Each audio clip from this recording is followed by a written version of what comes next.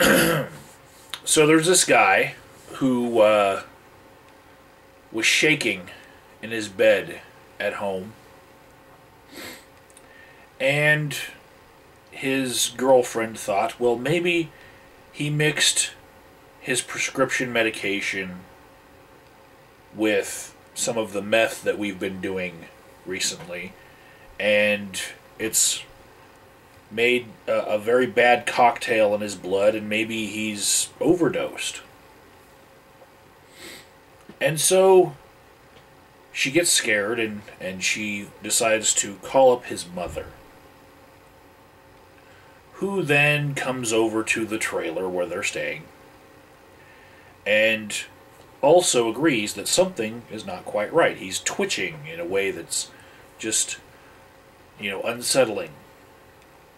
So she decides to call an ambulance, and the ambulance brings him to the hospital.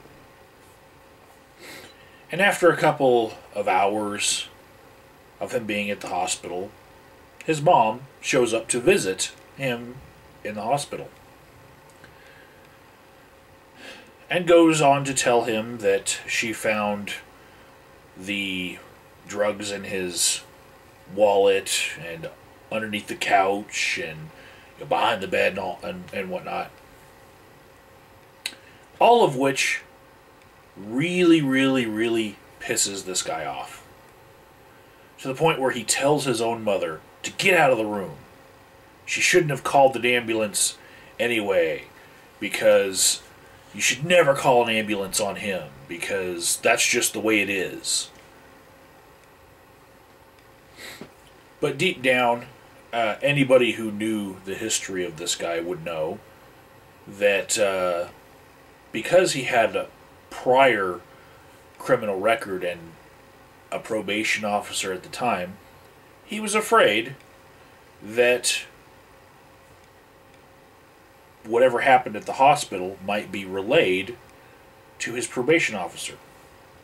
Mostly because he did not have an understanding of HIPAA laws and privacy laws that maybe should be taught to children in civics classes in middle school, because he's an obvious high school dropout type. So we need to move this education a little bit younger, just to let people know, if anything happens between you and the doctor, that's between you and the doctor, and he can't tell the police things like, oh, he admitted to doing meth alongside his prescription drugs. In fact, when the hospital gets a urinalysis, and they do get it, in order to treat someone, they're not allowed to give the results of that to the police at all. They're not even allowed to tell the police that you were in the hospital at all. There are very, very few things that the hospital is allowed to tell police, and it's normally very extenuating circumstances, and those don't normally befall those who are just regular drug users. So when this guy comes to the hospital, he's asked to give a urine sample. And he says he has to pee really, really bad.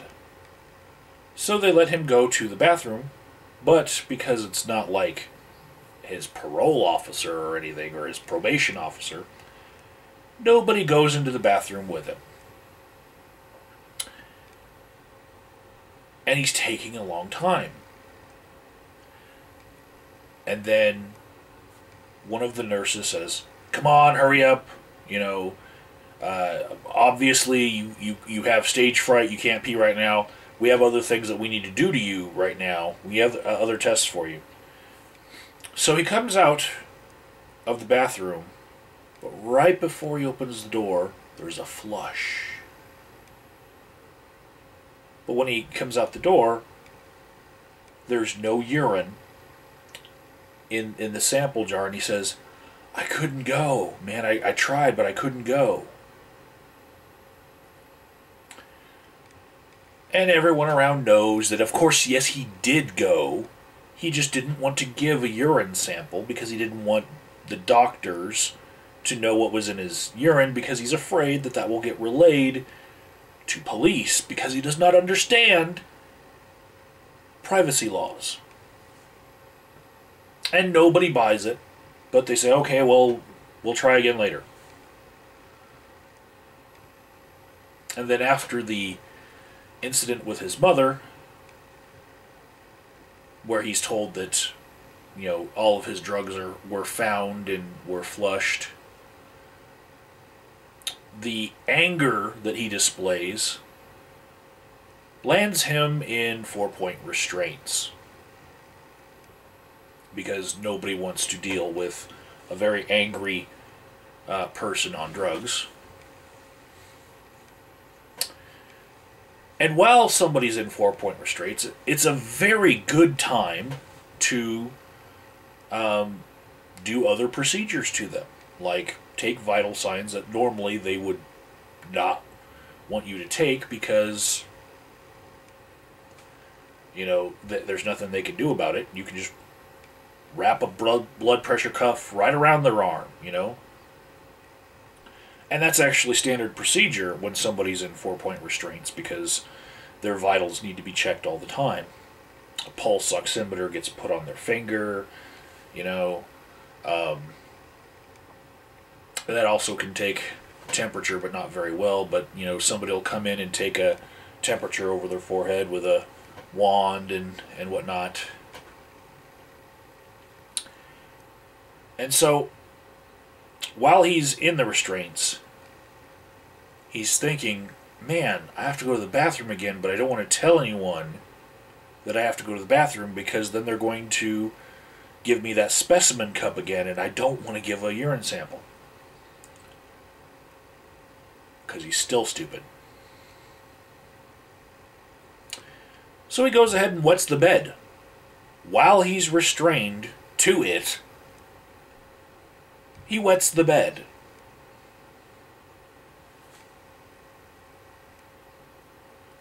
It can't feel good.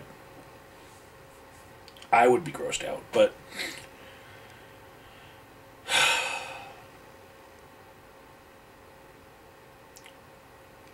about an hour later, after wetting the bed and staying in his soiled bed because nobody wants to deal with an angry drug abuser,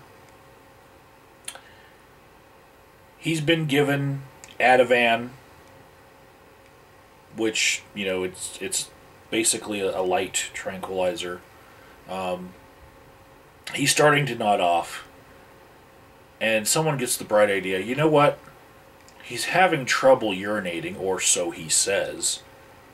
Why don't we just take this opportunity to catheterize him to help him along? And get the urine sample that way.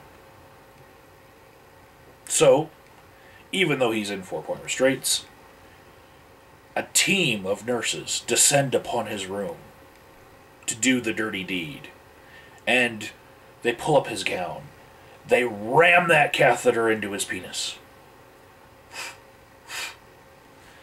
And they have a little drainage trough between his legs while, 2 nurses are holding his legs, but they have a little drainage trough where they're just dumping out all the urine into the trough.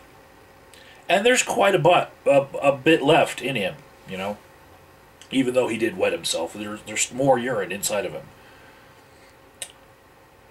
Enough to fill 3 or 4 specimen cups. And then when they're done, they pull it out. It's all over. They've got their urine sample. But lo and behold, the act of catheterizing this patient made something magical happen. $80 worth of $20 bills, 4 of them, popped out of this man's booty hole. Apparently, he had learned during his little stint in corrections that a good place to hide money from your meth addicted girlfriend who you like to smoke meth with would be in your butt cavity. It's not something people search when they're putting someone in a gown in the hospital. They don't normally think, hey, maybe there's, a stash of money up his ass. To which one of the nurses, upon seeing it, exclaims, "Ka-ching!" Now, why did I tell you all this story? I told you all this story because I realized that there's a lot of stories like this that I could be telling everyone in the world on on YouTube, just broadcast out there for everyone. But there's been a chilling effect on what I say on my YouTube channel, and I know other people have felt this as well. You don't want to talk about the specifics of where you work because you might have pissed somebody off. And you don't know who it is because everyone here is anonymous, or a good number of them are. But especially in the great debate community, where there's people debating whether or not God is real, videos get made that can piss people off. And sometimes channels get flagged down because somebody doesn't want one video that makes them look bad to be out there on the internet. So whole channels get flagged down. But then sometimes people get so angry at someone that they will actually track down their employer and tell their employer that this person has been making videos on the internet that don't make that employer look good. And they maybe would want to fire that employee to, shore up the image of their business. And I can think of a couple times where this has actually worked, where people, for whatever reason, either revenge or just plain trolling, because there are sick fucks out there who just like to see if they can affect something in the real world with their internet antics. Some people just want to watch the world burn, right? Whatever the reason, people have had their real lives affected by what they've put out there on YouTube. Jobs have been lost. Friendships ruined. Jobs have been prevented. People have been looking in certain areas and then found that their name has been spoiled amongst everyone that they would want to get employed by. All sorts of shit can happen the more that you let out about yourself on the internet. And this is why we can't have nice things. Nice things like me relaying how $80 popped out of somebody's booty hole.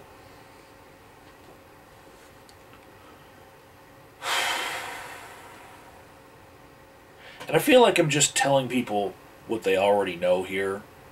I'm just giving it words, putting it all together in a frame where you can really understand the concept. The reason why so many people, especially in the genre that I speak in most of the time, the reason why so many people are anonymous, not just not giving up their own name and their city and whatnot, but down to little things like what kind of job they work. any little bit of personal information, people feel it's going to be used against them by trolls. And it's chilling. It makes you not want to say things that might actually be beneficial, if only as amusement for people, But, tacit information. You know, you don't see a lot of testimonials of people saying, I had this job from this employer, and this is my experience, and here's some information that would help you. You don't see it. People are afraid that people are going to track them down and try to ruin their lives, and it's sad. There's a whole wealth of information out there, much of it better than money that pops out of booty holes, that we're not getting to.